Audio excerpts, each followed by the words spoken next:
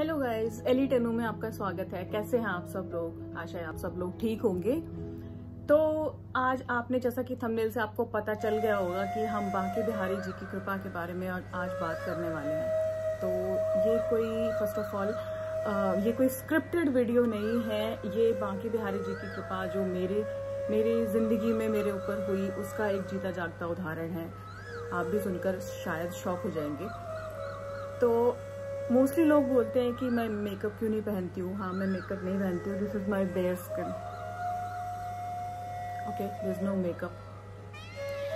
तो मैं मेकअप क्यों नहीं पहनती हूँ? बिकॉज मुझे अपनी स्किन ऐसे ही पसंद है। बांके बिहारी जी ने क्या किया, जब मैं छोटी बच्ची थी, क्लास 2nd और 3rd में, तो फ्रेंड्स मुझे यहाँ पे एक स्पॉट, काला धब्बा जिसे बोल सकते हैं, ना वो मस्सा था, ना वो पिंपल था, कुछ और ही था, कुछ अलग सा कुछ था। स्किन पे कुछ इन्फेक्शन कह सकते हैं उसे, वो हुआ था यहाँ पे थोड़ा बड़ा। फिर वो धीरे धीरे बड़ा हुआ, फिर यहाँ पे निशान आया, फिर यहाँ पे धीरे धीरे मेरी आँख के आसपास वो पूरा निशान हुआ, फिर मेरे चीक्स पे, फिर चिन पे, फिर यहाँ गर्दन पे, वो नेक पे, वो सारे निशान बढ़ते चले गए धीरे धीरे।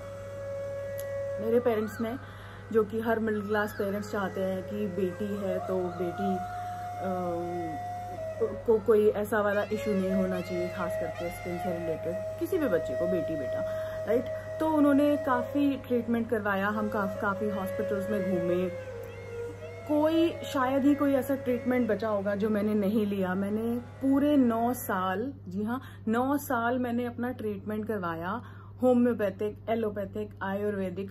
जब भी कोई बोल देता था मम्मी को या मेरे डैडी को कि वहाँ पे एक है डॉक्टर, वो ऐसी दवाई देता है, उससे हज़ारों लोगों को फ़ायदा हुआ है, अगले दिन हम वहाँ होते थे। तो मैंने कोई ऐसा तरीका नहीं छोड़ा कि मैंने कोई दवाई नहीं छोड़ी। शायद ही हमारे घर के आसपास दूर दूर कोई भी ऐसा बड़ा हॉस्पिटल से लेके छोटा क्लिनिक तक कोई दवाई नहीं छोड़ी। सब कुछ किया, वो निशान बढ़ते ही चले गए। जब मैंने स्कूल कंप्लीट किया तो एक टीनेजर वाली जो एज होती है, तो मुझे लगता था कि बाकी लड़कियों की तरह मैं भी सुंदर दिखूं, मैं भी। तो मुझे अपने फेस को, वो उनको कवर करने के लिए, क्योंकि वो टाइम ऐसा था, हमारे टीनेज के टाइम पे ऐसा मेकअप नहीं होता था, कॉम्पैक्ट से वो सब ढकता नहीं था। तो फिर धीरे धीरे मैंने सब छोड़ दिया, मैंने कुछ लगाया ही नहीं।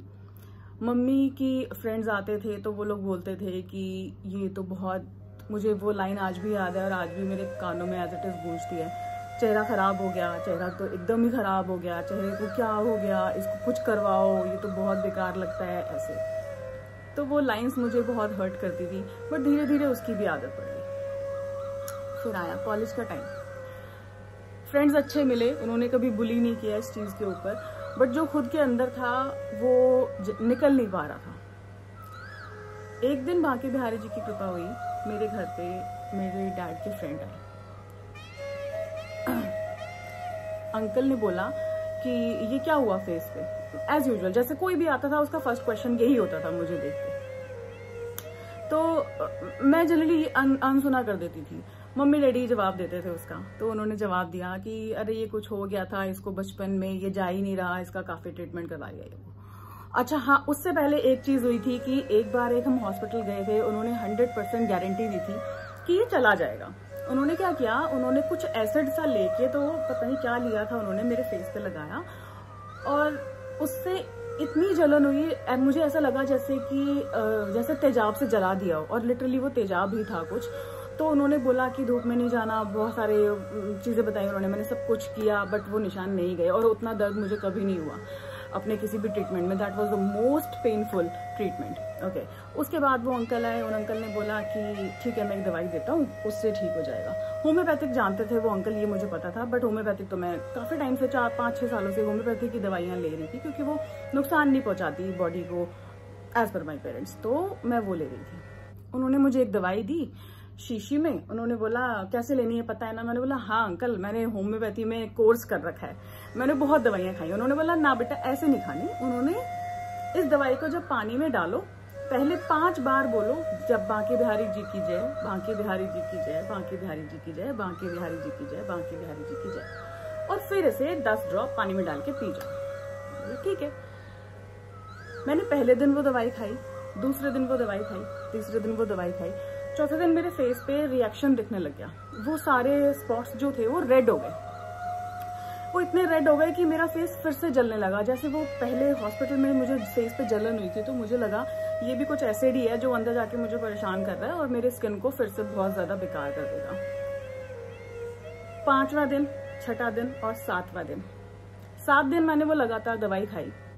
उसके बाद मुझे वो दवाई खाने की जरूरत नहीं पड़ी, क्योंकि वो उस पे उन स्पॉट्स पे ना कुछ खुरंट जैसा जम गया, जैसे हो जाता है एक जब कुछ एक घाव जैसे पुराना हो जाता है तो उसके ऊपर एक स्किन आ जाती है, वो इतना सूख गया और वो सूख के झड़ गए। मतलब मुझे यकीन नहीं हो रहा था कि ये सच में हो रहा है मेरे साथ। मेरा फेस जो बचपन से लेके आज तक मैंने ऐसे देखा था, like you know black and white, मेरा फेस क्लीन हो चुका था। बाकी बिहारी जी की कृपा थी और कुछ नहीं था। दवाइयां तो मैंने बहुत खाई थी। मुझे पता है इस बात पे किसी को यकीन नहीं होता है, और शायद मेरे पास कोई पिक्चर होगी, क्योंकि मेरे को पिक्चर खिंचाने का शौक नहीं था उस टाइम पे, क्योंकि मुझे अपने फेस से इतना लगाव था ही नहीं। तो इसीलिए आज जब वो निशान मेरे फेस पे नहीं है, मैं इसको मेकअप से ढकना नहीं चाहती। ये छोटी मोटी त्रुटियां, ये सब मुझे पसंद है, मुझे अपना फेस ऐसे ही पसंद है। तो अगर आपको दोस्तों ये मेरी छोटी सी कहानी अच्छी लगी हो, बांके बिहारी जी की कृपा जरा भी सच्ची लगी हो, तो बांके बिहारी जी की सेवा करिए। वो आपके जीवन में कुछ ऐसा करेंगे जब आपको कोई उम्मीद नहीं रहेगी, वो आपको तब फल देंगे। जय बांके बिहारी। थैंक यू दोस्तों, मेरे चैनल को सब्सक्राइब करना भूलिए मत। मैं और स्टोरीज के साथ और नई नई चीज़ों के साथ मैं वीडियोस बनाने की कोशिश करूंगी। चैनल को सब्सक्राइब कर दीजिए, वीडियो को लाइक कर दीजिए अगर आपको पसंद आया तो। Thank you so much. जय बांके बिहारी।